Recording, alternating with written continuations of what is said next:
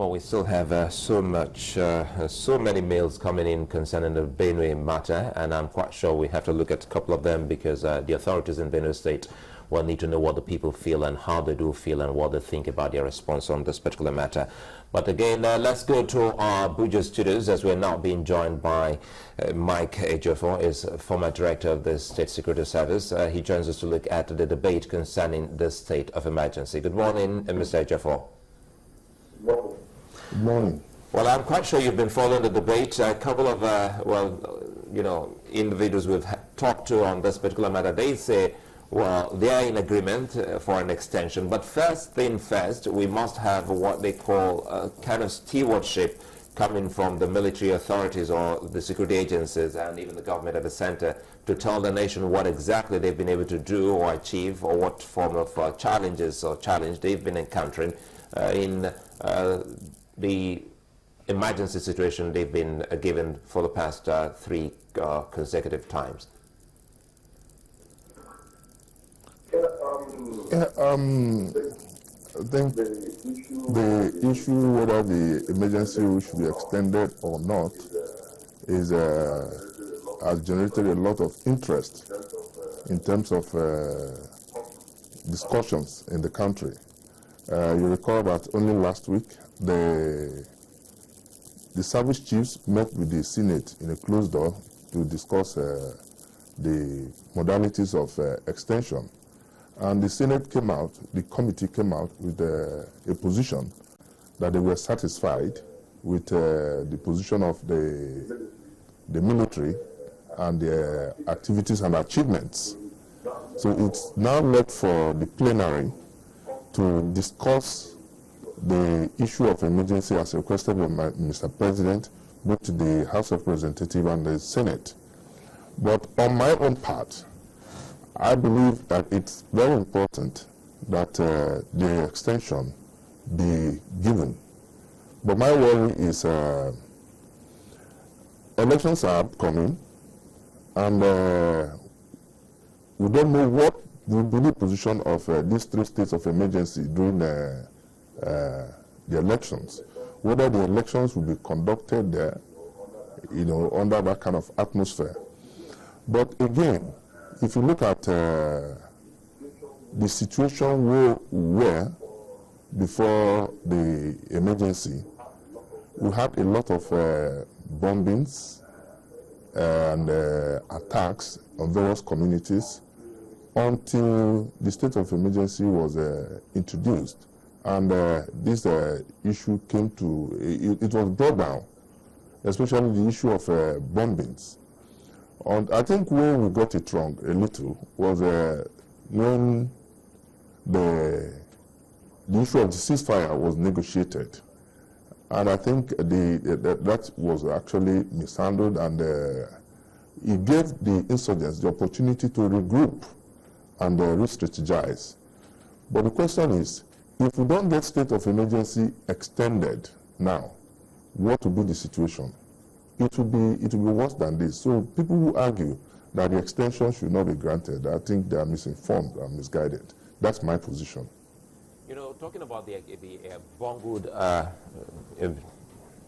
ceasefire deal, we still would, as an expert, let's talk more on that and see how that has affected us as a nation. Because, well, even just recently we had Mr. Turaki in his radio interview with the BBC telling them that they are also in talks, fresh talks with the same group. Do you think that we're doing this in consonance or in concert rather with security agents, for instance, like the DSS? Well, I wouldn't know because I'm not part of the negotiating team. But I was encouraged at the inception of the negotiation because the Chadian president, as then, was involved. So it's gave hope that we have some international dimension and that these people were genuine in their dealings. But it turned out not to be the same. And on my own part,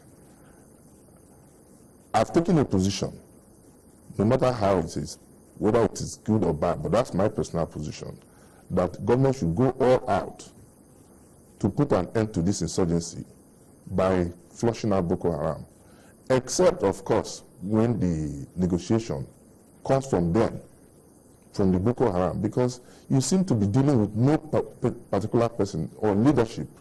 So it should come from them. They should come out to say, well, we want to negotiate. But from my position, I think the government should go all out to crush Boko Haram through military force until they come out to negotiate. Because allow me a moment here. From your training, you've been able to study patterns and sequence of some criminals and criminal acts. Do you think that looking at what we've seen historically and in the past, looking at Boko Haram, can they be trusted with any ceasefire talk?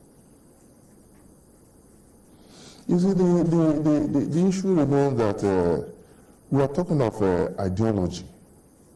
These are people who have come out to say we are going to take part of the country and Islamize it. So what are you negotiating? That is the problem. So generally, the world over, the best practices, you don't negotiate with terrorists. But I still maintain that we have a peculiar situation in Nigeria because it is mixed with religion and politics.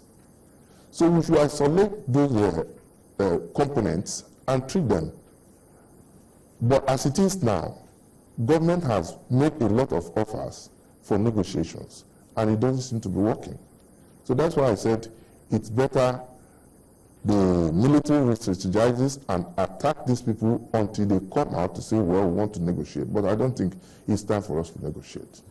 You said something about going all out to take on the Boko Haram sect. One would think that that's what they've been doing all this while. Is there a pattern you'd want to suggest they've fallen out? I mean, the former president, Olusegun Obasanjo, in the speech he gave, said there has to be military might alone cannot do it.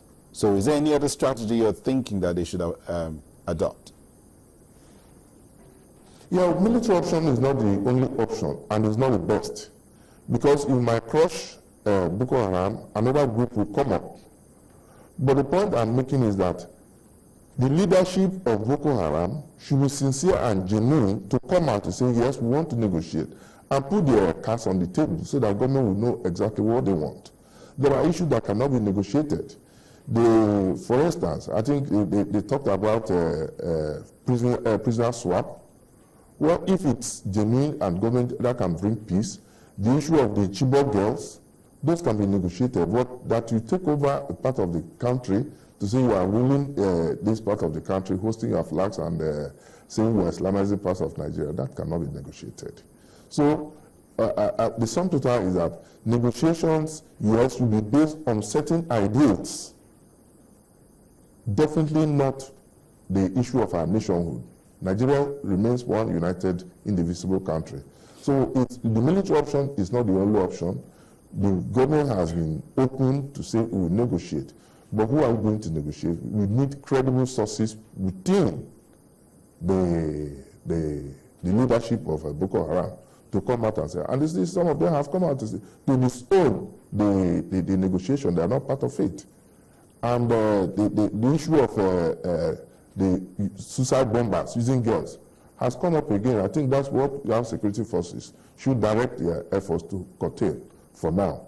But sincerely speaking and honestly, I think the issue of negotiation should be suspended for now.